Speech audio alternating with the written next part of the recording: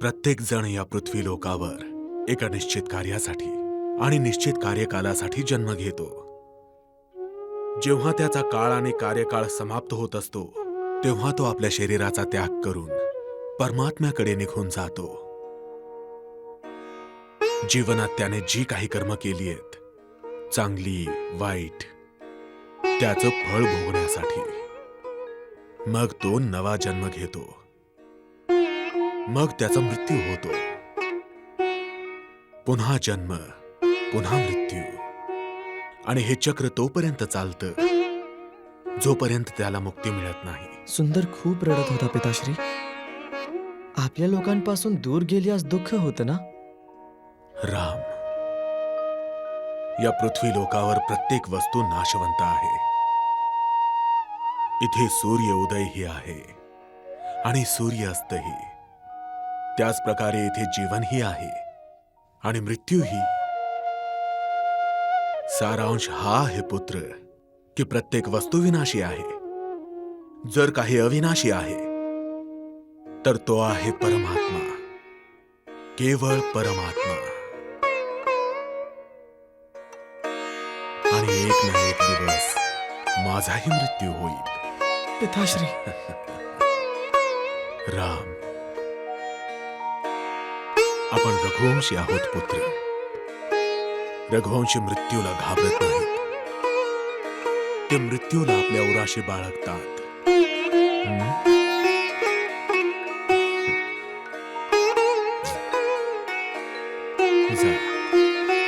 जाऊन झोपा.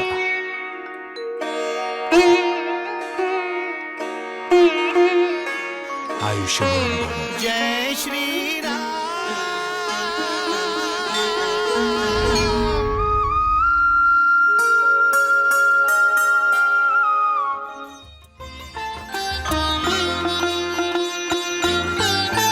हो जान गए प्रभु चतुर सुजाना, निश्चित अब लक्ष्मी का आना. युग चमके दे संकेत, श्री आएगी जनकनी के.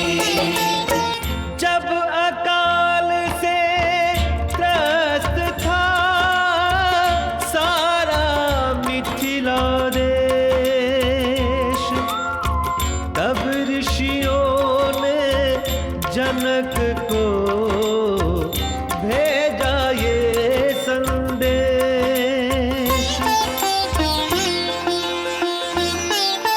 ओ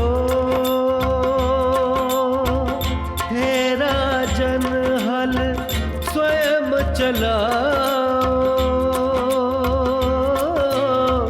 प्रजाजनों के कष्ट मिटाओ.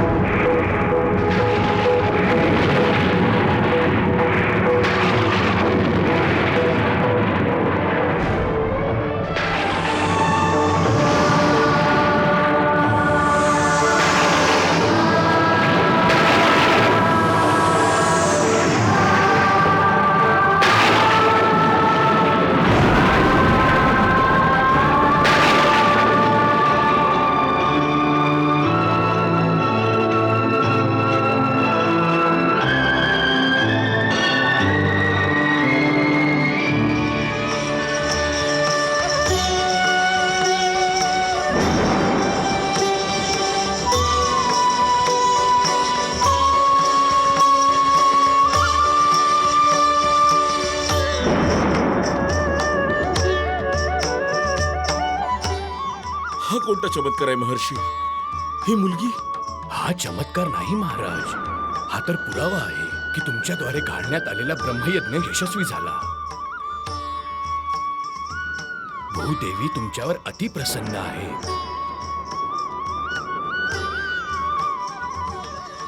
या कन्येचे विधिवत पद्धतीने पालन करा. ही तुमचीच मुलगी आहे जी अलौकिक आहे. 「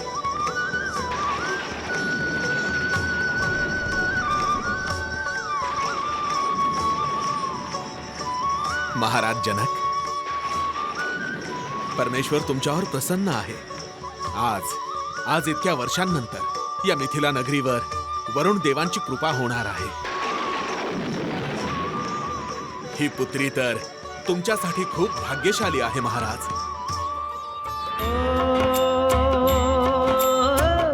दशरथ सुत बन राम पधारे, जनक नंदिनी जनक के द्वारे. मिथिला में लक्ष्मी अवध में नाथ, देखे अब तब वो एक साथ.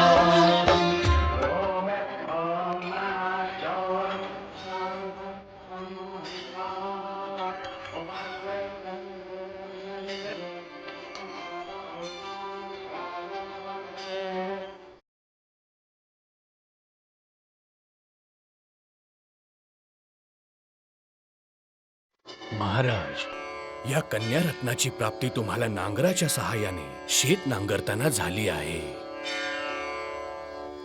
म्हणूनच आम्ही या कन्येचे नाव सीता ठेवत आहोत.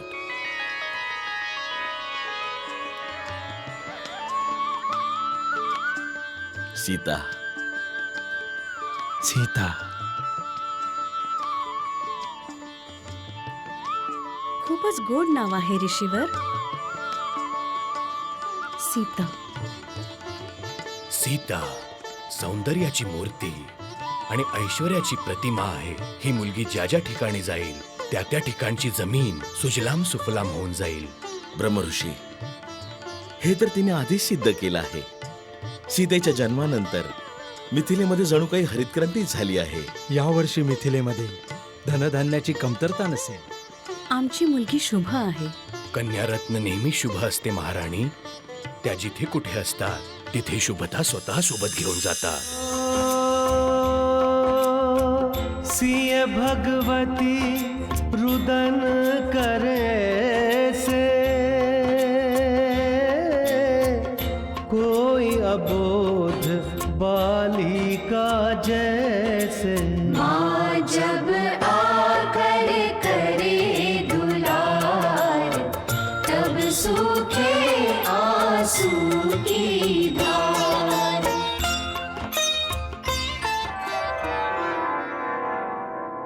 ओम नमः शिवाय. ओम नमः शिवाय. ओम नमः शिवाय. ओम नमः शिवाय. ओम नमः शिवाय. ओम नमः शिवाय. ओम नमः शिवाय. ओम नमः शिवाय. ओम नमः शिवाय. मंथरा, शिवाय. लाडू. भरत बाळा, ये ये ये बस ना, बस. हे सगळं मी तुझ्यासाठी बनवतेय. मला माहितीये तुला लाडू खूप आवडतात ना. हं, हे घे बाळा, घे. खा ना बाळा, खा. पण लाडू तर भ्राता रामांना पण खूप आवडतात. त्याचं तर नावही घेऊ नकोस. तू खा.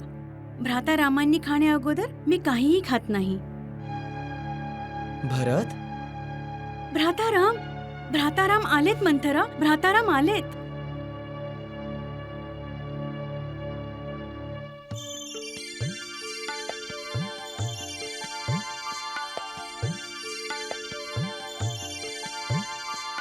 मधुर सुगंध येतोय. कदाचित मंत्राने लाडू बनवले आहेत. नाही नाही, अजिबात नाही. मी काही नाही बनवलंय. खोटं बोलायचं नसतं मंत्रा. पाठीमागे काय लपवलं काही आहेस? नाही. दाखव ना. काही नाही. काही नाही. काहीच नाहीये. दाखवा ना. दाखवा ना. काहीच नाही. काहीच नाही. आम्हाला दाखवत का काहीतरी नाहीस आहे मंत्रा? मंत्रा. काहीच नाही. काहीच नाही. खाऊन बघा ना भ्राताराम. मंथराने लाडू बनवले आहेत. अरे, मला ठाऊक आहे, मंत्राचं आमच्यावर खूप प्रेम आहे. हिने आमच्यासाठीच लाडू बनवले आहेत.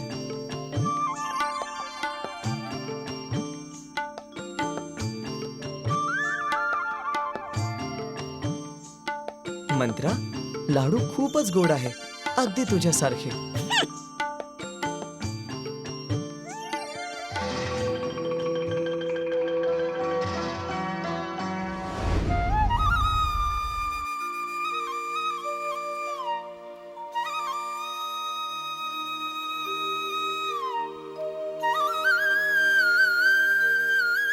प्रणाम गुरुदेव.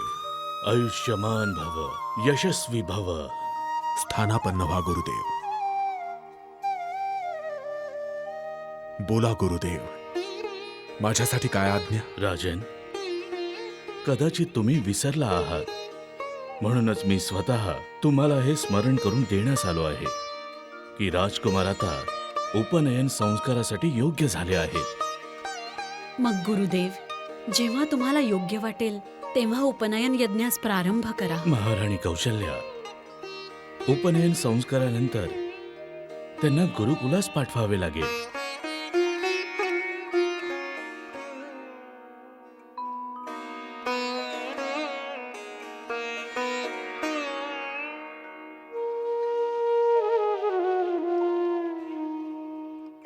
काय झालं महाराज? तुम्ही गप्प का झालात? गुरुदेव, आमच्या राजकुमारांना गुरुकुलास पाठवणे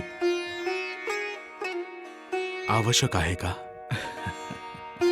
राजन, यावेळी राजा नाही, पुत्र मोहात अडकलेला एक पिता बोलत आहे. तुम्ही सत्य बोलत आहात गुरुदेव.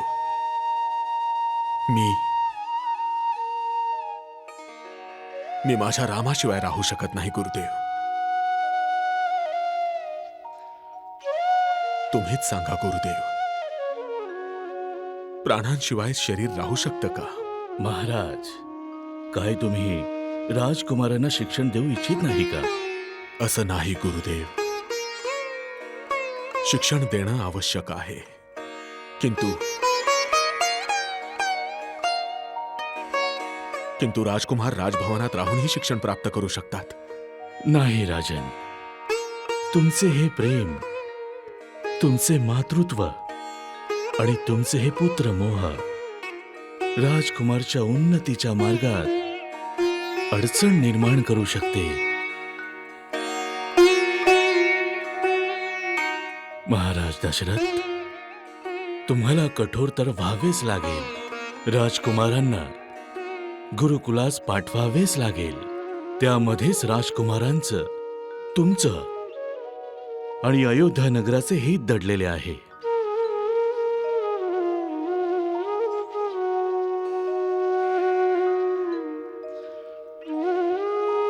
राजन, मी उपनयन संस्काराचा मुहूर्त काढून ठेवला आहे.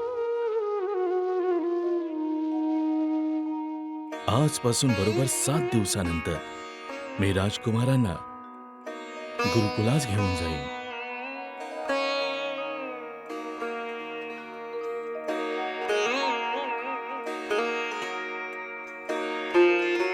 ठीक आहे गुरुदेव, जसं तुम्हाला योग्य वाटेल.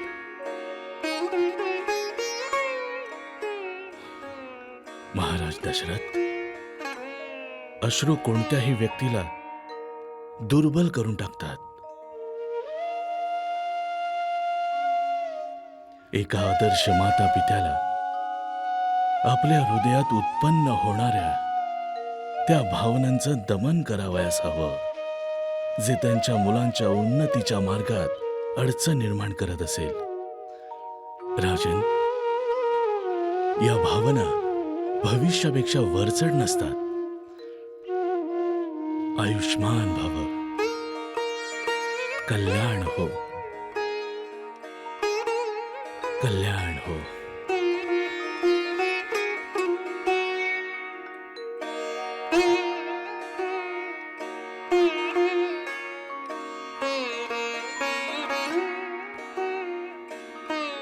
नाही महाराज, आम्ही रामाचा वियोग सहन नाही करू शकणार. शिक्षण पूर्ण होईपर्यंत ते आमच्यापासून दूर राहणार ही कल्पनाच आम्हास दुःखी करत आहे. मग आम्ही त्यांच्यापासून दूर कसे राहू शकतो? इथे त्यांच्या गरजा पूर्ण करण्यासाठी दास दासी आहेत, परंतु तिथे नाही महाराज. आम्ही राजकुमारांना नाही पाठवू शकत. महाराणी, गुरु वशिष्ठ परमज्ञानी आहेत. त्यांनी आमच्या मनातल्या भावनांना ओळखलं आहे. म्हणूनच त्यांनी निर्णय घेतला आहे की राजकुमारांना गुरुकुलला जावंच लागेल.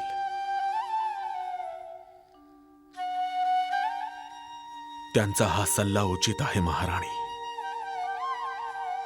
आपलं प्रेम, आपली ममता, आपला पुत्रमोह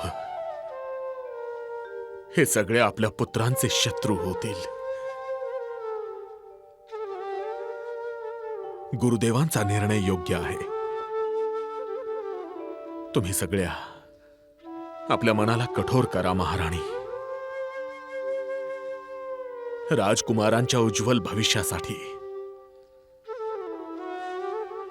त्यांना गुरुकुलला जावंच लागेल.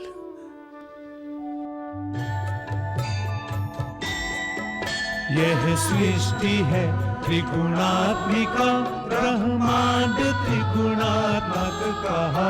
यह तन है त्रिगुणात्मक जनेऊ, जिस पे त्रिगुणात्मक सजा. यज्ञोपवीत के उपनयन संस्कार भी कहते इसे. उस आर्य को अनिवार्य है विद्याध्ययन करना जिसे. आर्य को अनिवार्य है विद्याध्ययन करना जिसे. राम, मी तुम्हा चौघांचं सूर्यदेवांच्या आज्ञेने माझे शिष्य म्हणून स्वीकार करतो. परंतु माझी एक गोष्ट सदैव स्मरणात ठेवा. तुम्ही माझ्या उत्तम गुणांचे अनुग्रहण करा, अवगुणांचे नाही. गुरुदेव, उपनयनाचा अर्थ काय असतो? राम, तू मला एक गोष्ट सांग. नयनचा अर्थ काय असतो? दृष्टी. हो, उपचा अर्थ आहे दुसरे, नवीन. उपनयन अर्थातच नवीन दृष्टी. म्हणजे आम्हास नवीन दृष्टी मिळालीये. हो, आजपासून तुम्ही सगळे या संसाराला नवीन दृष्टीने पाहाल.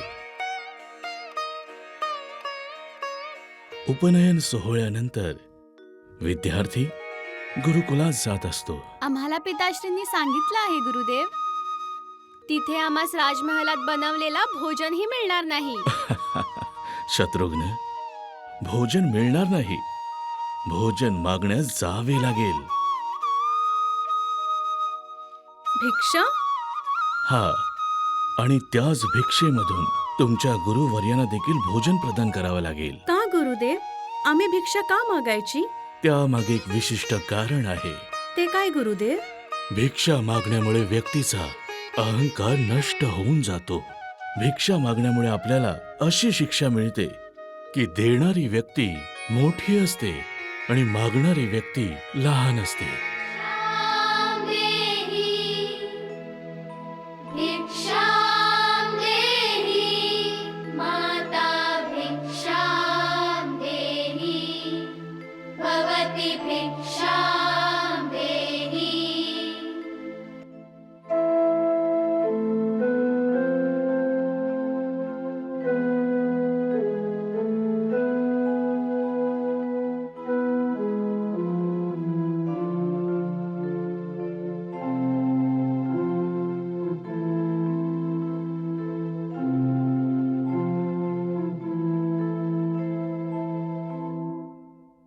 भिक्षां देहि, भिक्षां देहि माता, भिक्षां देहि भवती, भिक्षां देहि.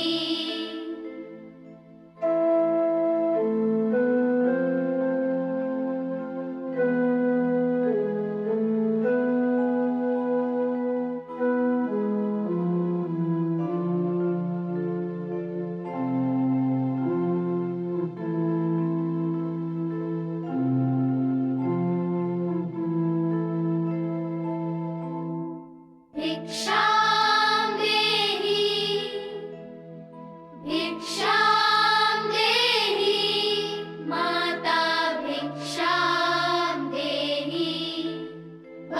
भवति भिक्षां देहि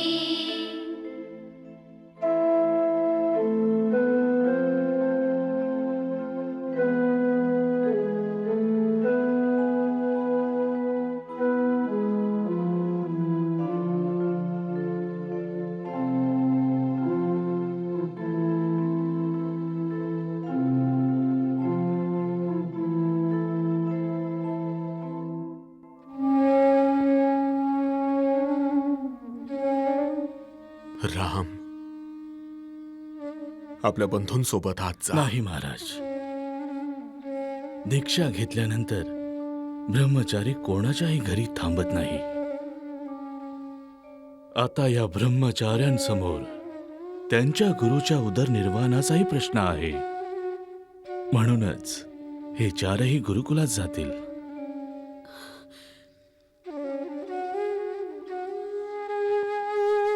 चला शिष्यांनो. त्वरितच? हो महाराणी, त्वरितच.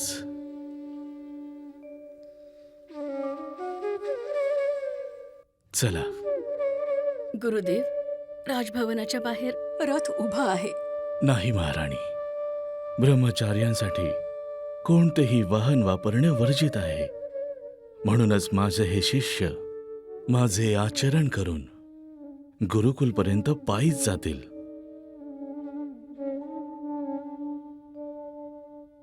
तुम्हा सर्वांचे कल्याण हो. चला शिष्यांनो.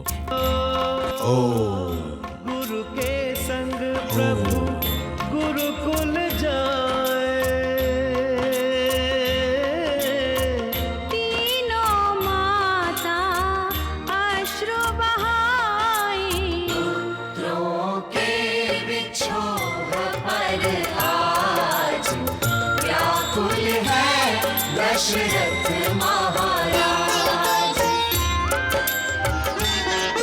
जय श्री राम.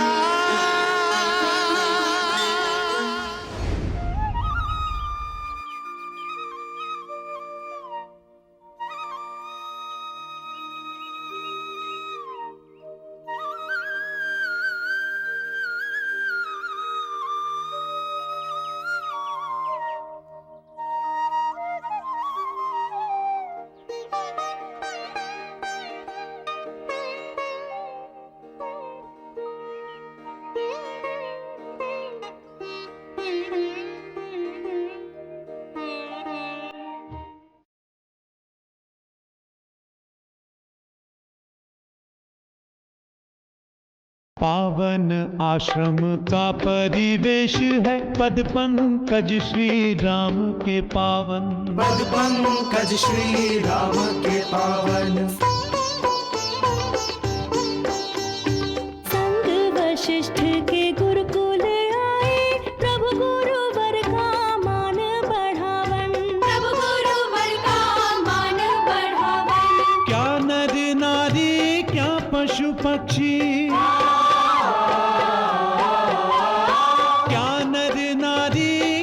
पशु पक्षी, क्या विद्यार्थी और क्या ऋषिगण प्रेम सहित सब करने लगे श्री दशरथ नंदन का अभिनंदन. सबको शिक्षा देने वाले लेने आए विद्या का धन. जय रघुनंदन रघुकुल चंदन, अभिनंदन सादर अभिनंदन. शिष्यांनो, आजपासून माझे हे नवीन 4 शिष्य तुम्हा सर्वांबरोबर अभ्यास करतील. ये राम, ये शत्रुघ्न.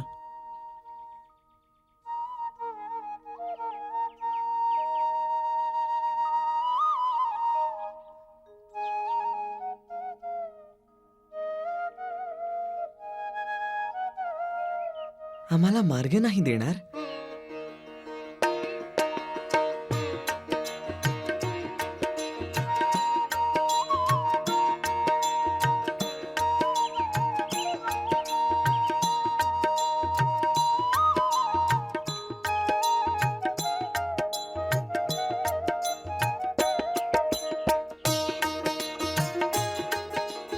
प्रणाम गुरुमाता.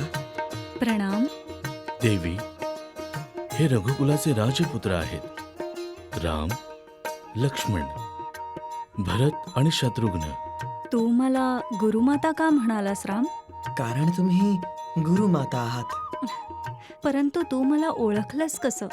तुमचे डोळे बघून. आम्हास पाहिल्यानंतर तुमच्या डोळ्यातही तसेच प्रेम जाणवले, जसं आमच्या मातेच्या डोळ्यात आम्ही अनुभवलंय. देवी, मी माझ्या शिष्यांना तुमच्याकडे तुमचे मातृत्व किंवा तुमच्या वात्सल्याचा अनुभव करून देण्यासाठी नाही घेऊन आलो. उद्यापासून माझे हे शिष्य शिक्षेचा श्री गणेश करतील. तुम्ही त्यांना गुरुकुलच्या नियमांशी अवगत करून द्यावे, यासाठीच तुमच्याकडे घेऊन आलो आहे. नक्कीच. या मुलांनो, माझ्या सोबत या. संध्याकाळ होत आहे. सगळी आसने व्यवस्थित करून ठेवा. युवराज खेळून परत आल्यावर म्हणतील, माता, आम्हास भूक लागली आहे. भोजनगृहात जाऊन बघा, भोजन तयार आहे की नाही. आम्ही चंदन उगाळून ठेवलंय. राजकुमारांच्या आंघोळीची व्यवस्था झाली आहे ना? स्नान करतेवेळी राजकुमार एवढा धुमाकूळ घालतात, संपूर्ण राजमहाल डोक्यावर घेतात. म्हणूनच जा, एकदा पुन्हा जाऊन स्वतःच्या डोळ्यांनी राजकुमारांसाठी बनवलेलं जेवण बघून या. होय. कोणासाठी हा प्रबंध करत आहात महाराणी? विसरलात का? ते चौघेही आज गुरुकुलला गेलेत.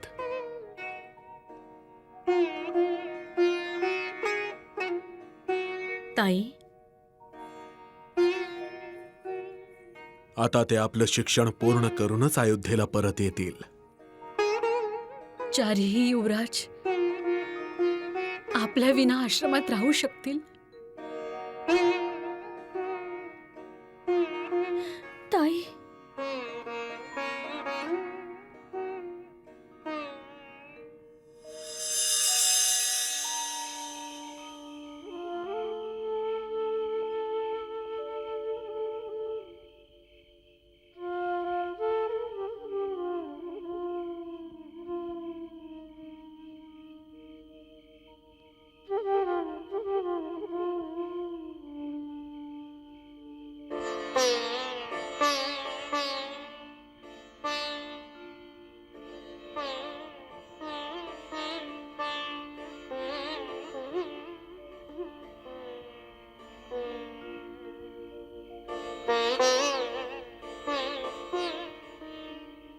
काय झालं शत्रुघ्न?